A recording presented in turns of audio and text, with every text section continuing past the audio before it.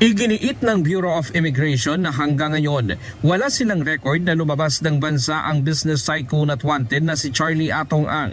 Ayon kay Dana Sandoval, tagapagsalita ng Bureau of Immigration, base sa kanilang record mula nang pumutok ang issue ng missing sabongeros, wala silang ulat na umalis ito palabas ng bansa. Kaya naniniwala ang BI na nananatili pa rin sa loob ng Pilipinas si Atong Ang. Maging ang mga pribadong eroplano at mga yate na umaalis ng bansa ay dumadaan din aniya sa masusing inspeksyon ng Bureau of Immigration at nagbibigay ng clearance ang ibang ahensya ng pamahalaan bago ito umalis ng bansa. Kaya malalaman din nila kung sino ang sakay nito. For Atong Ang po, doon sa ating records, nakita po natin na wala siyang recent travel mula po nung pumutok itong issue about the missing sabongeros.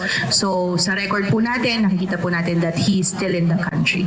Pero hindi nila iniaalis ang posibilidad na gumamit ng backdoor o illegal exit route palabas ng Pilipinas si Ang gamit ang bangka. Yung sinasabi naman din po na backdoor na possible, hindi po natin maalis that it's always a possibility. But ito naman po ay tinututukan ng mga local government units at saka mga local law enforcement agencies doon sa area.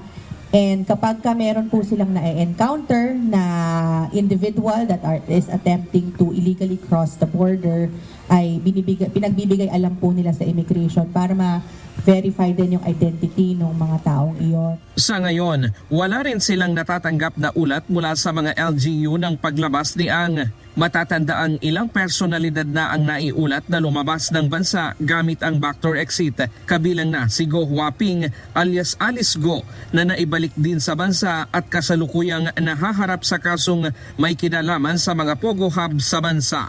Ryan Lacanlale, UNTV News and Rescue. Diyos ang aming sandigan, serbisyo publiko ang aming pinahahalagahan.